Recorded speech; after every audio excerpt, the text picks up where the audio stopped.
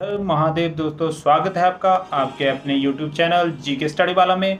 और इस वीडियो में ये वीडियो बहुत ही अहम रहने वाली है क्योंकि इस वीडियो में हम आपको ले चलेंगे भारत के उन 12 ज्योतिर्लिंगों के दर्शन के लिए। और उसके बारे में जो भी जानकारी है वो हम इस वीडियो में आपके साथ साझा करेंगे। कैसे उन ज्योतिर्लिंग में पहुंचा जा सकता है दर्शन के लिए, कौन कौन से ये 12 ज्योतिर्लिंग हैं, और इसका जो निकटतम रेलवे स्टेशन है या जो भी महत्व है इन ज्योतिर्लिंग का, उसके बारे में हम जानकारी आपके साथ इस वीडियो में साझा करते हैं। तो आइए शुरू करते हैं वीडियो को।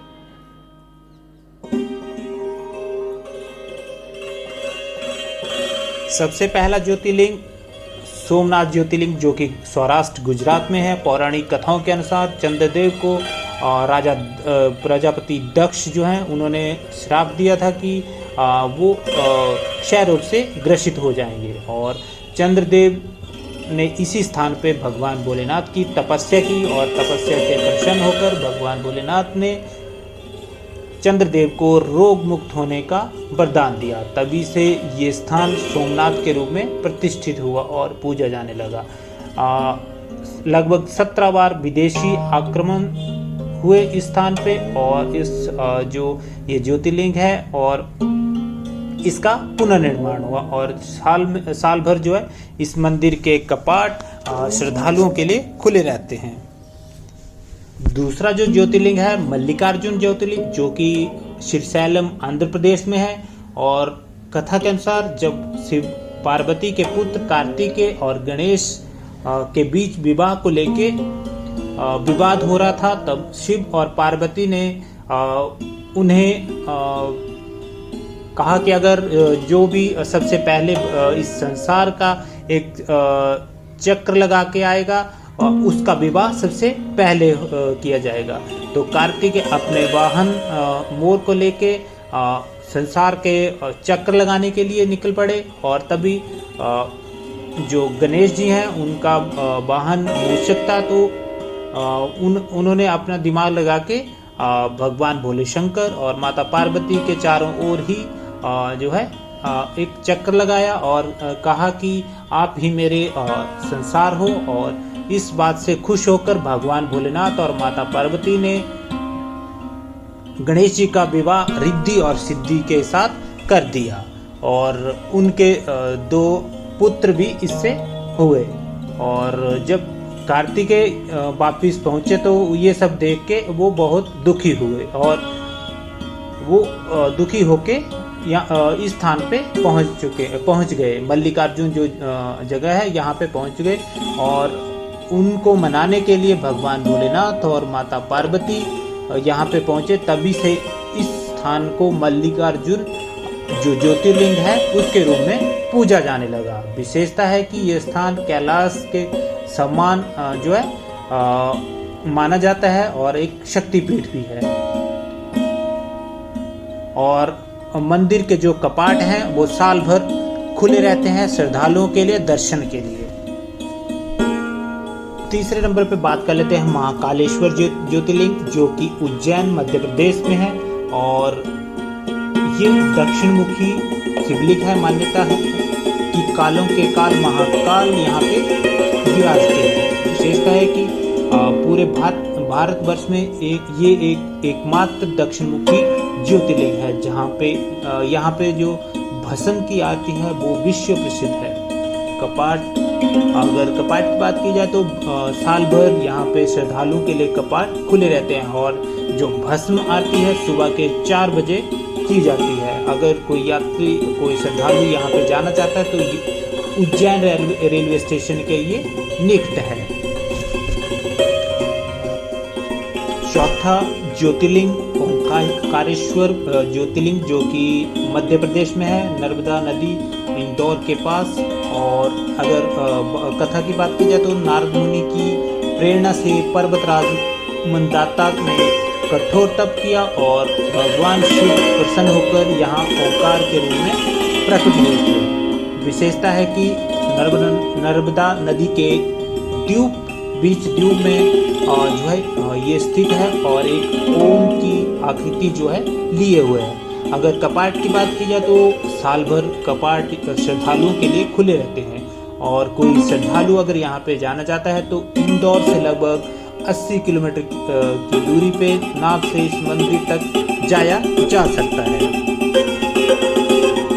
पांचवा ज्योतिर्लिंग है केदारनाथ ज्योतिर्लिंग, जो कि उत्तराखंड रुद्रप्रयाग जिला उत्तराखंड में है और महाभारत के बाद पांडवों ने पश्चाताप हेतु इस स्थान पे भगवान भोलेनाथ की तपस्या की थी और शिव जो है वो एक नंदी के रूप में केदारनाथ में प्रकट हुए थे। यहाँ पे लिंग रूप में भोलेनाथ की जो है प्रतिष्ठित हैं। अगर ऊंचाई की बात की जाए तो विश्व में सबसे ऊंचा जो है ज्योतिर्लिंग केदारनाथ ज्योतिर्लिंग है। और कपाट की बात की जाए तो वर्ष में साल में 6 महीने ही जो है ये कपाट यहाँ पे खुले रहते हैं। बाकी के 6 महीने बर्फ से ढके रहने के कारण जो इसकी भगवान की पूजा है वो उखी मठ में होती है। अगर आप गौरीकुंड से लगभग 18 किलोमीटर की जो है कठिन चढ़ाई है आपको करनी पड़ेगी अगर आप पैदल यात्रा कर रहे हैं। हेलीकॉप्टर की सुविधा भी यहाँ पे उपलब्ध है।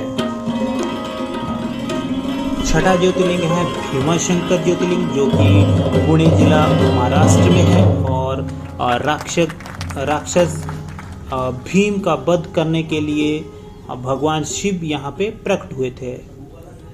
घने जंगलों के बीच में स्थित यह शिवलिंग मोटा और सुंदर है और जिसे मोटेश्वर भी कहा जाता है।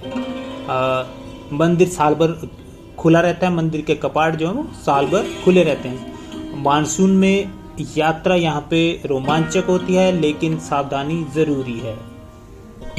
और सातवां ज्योतिर्लिंग काशी विश्वनाथ ज्योतिर्लिंग, जो कि वाराणसी उत्तर प्रदेश में है और काशी को भगवान शिव का प्रिय नगर भी कहा जाता है। यहाँ शिव ने स्वयं ज्योतिर्लिंग के रूप में निवास किया था और विशेषता है कि मृत्यु के समय यहाँ भगवान शिव तारक मंत्र देकर मोक्ष प्रदान करते हैं और मंदिर के कपाट 24 घंटे खुले रहते हैं।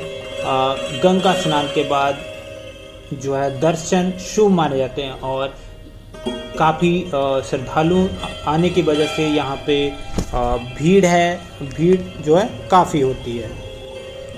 अब बात करते हैं त्र्यंबकेश्वरम ज्योतिर्लिंग, जो कि नासिक महाराष्ट्र में है और कथा के अनुसार गौतम ऋषि और गोदावरी नदी की प्रार्थना पर भगवान शिव यहाँ पे प्रकट हुए थे। एकमात्र ये ज्योतिर्लिंग है जिसमें भगवान जहाँ पे ब्रह्मा जी, विष्णु जी और महेश तीनों की मूर्तियाँ लगी हुई हैं। कपाट व्यवस्था की बात की जाए तो पूरा जो साल भर कपाट है मंदिर के खुले रहते हैं और गोदावरी नदी के तट पे ये स्थित है और जो कुंभ मेला है, कुंभ मेला भी यहीं पे होता है। 9वां ज्योतिर्लिंग है बैद्यनाथ ज्योतिर्लिंग, जो कि देवघर झारखंड में है और कथा के अनुसार रावण ने शिव को प्रसन्न करने के लिए अपने सिर जो है भगवान शिव को अर्पित किए थे। भगवान शिव ने प्रसन्न होकर उन्हें ये ज्योतिर्लिंग दिया और जो रावण थे, रावण इस ज्योतिर्लिंग को लंका ले जाना चाहते थे, लेकिन भगवान भोलेनाथ के कहने के अनुसार कि जहाँ पे आप रास्ते में अगर कहीं पे भी रख दोगे इस शिवलिंग को तो वहीं पे इस जो है लिंग की स्थापना हो जाएगी और वहीं पे पूजा जाने लगेगा। तो बैद्यनाथ में जो है तभी से बैद्यनाथ में इसको पूजा जाने लगा बैद्यनाथ ज्योतिर्लिंग के रूप में। विशेषता है कि सावन में यहाँ विश्व का सबसे बड़ा कांवड़ मेला लगता है। कपाट व्यवस्था दर्शन पूरे साल भर होते हैं। सावन में विशेष आरती होती है और झारखंड का ये प्रमुख तीर्थ स्थल है। इसी की वजह से यहाँ पे भीड़ ज़्यादा होती है और इसके लिए अगर आप दर्शन करना चाहते हैं तो ऑनलाइन भी पासेस उपलब्ध हैं। अगले ज्योतिर्लिंग नागेश्वर ज्योतिर्लिंग, जो कि द्वारका गुजरात में है, और भक्त सुपर्णा को दारुक राक्षस से बचाने के लिए भगवान शिव ने यहाँ प्रकट होकर नागेश्वर के रूप में दुष्टों का संहार किया था। विशेषता समुद्र के पास स्थित शांतिपूर्ण स्थल है ये, और लगभग 25 फीट जो है शिव मूर्ति यहाँ पे है, जो कि एक दर्शनीय है। और कपाट जो है मंदिर के साल भर खुले रहते हैं, शिवरात्रि विशेष पर्व है। और द्वारका से मात्र 15 किलोमीटर की दूरी पे ये ज्योतिर्लिंग है। 11वें ज्योतिर्लिंग की बात की जाए तो रामेश्वर ज्योतिर्लिंग, जो कि रामनाथपुरम तमिलनाडु में है। और कथा के अनुसार राम ने जो लंका जाने से पहले शिवलिंग की स्थापना कर भगवान शिव को इस स्थान पे पूजा था। और 4 धामों में से ये स्थान या ये लिंग एक है। समुद्र के किनारे एक विशाल मंदिर है। कपाट पूरा साल खुले रहते हैं और यहाँ पे विशेष रथ यात्रा भी होती है। मंदिर परिसर में लगभग 22 कुएं हैं, और जिनमें स्नान करना जो यात्रा के अनुसार जब आप दर्शन के लिए जाते हैं तो उनमें स्नान करना अनिवार्य है या विशेष मान्यता रखता है। 12वां और अंतिम ज्योतिर्लिंग कृष्णेश्वर ज्योतिर्लिंग, जो कि एलोरा महाराष्ट्र में है। और एक कथा जो अगर कथा की बात की जाए तो एक महिला भक्त वीणा के समर्पण से प्रसन्न होकर भगवान शिव ने यहाँ स्वयं को प्रकट किया था। एलोरा की गुफाओं के पास ये स्थित है और 12वां और अंतिम ज्योतिर्लिंग है। कपाट जो है मंदिर के साल भर खुले रहते हैं, और एलोरा और अजंता और औरंगाबाद के निकट होने के कारण ये तीर्थ और पर्यटन दोनों के लिए ये स्थान उपलब्ध है। तो ये थी वीडियो 12 ज्योतिर्लिंग की। हर एक ज्योतिर्लिंग जो है एक खास अहमियत रखता है और एक मोक्ष का द्वार है। तो दी हुई जानकारी अगर आपको अच्छी लगी है, वीडियो पसंद आई है, तो प्लीज़ वीडियो को लाइक, चैनल को सब्सक्राइब और बेल आइकन हिट करना ना भूलें। साथ ही कमेंट बॉक्स में कमेंट करके हर हर महादेव ज़रूर लिखें, और अपने दोस्तों रिलेटिव के साथ इसे ज़रूर शेयर करें। जय भोलेनाथ।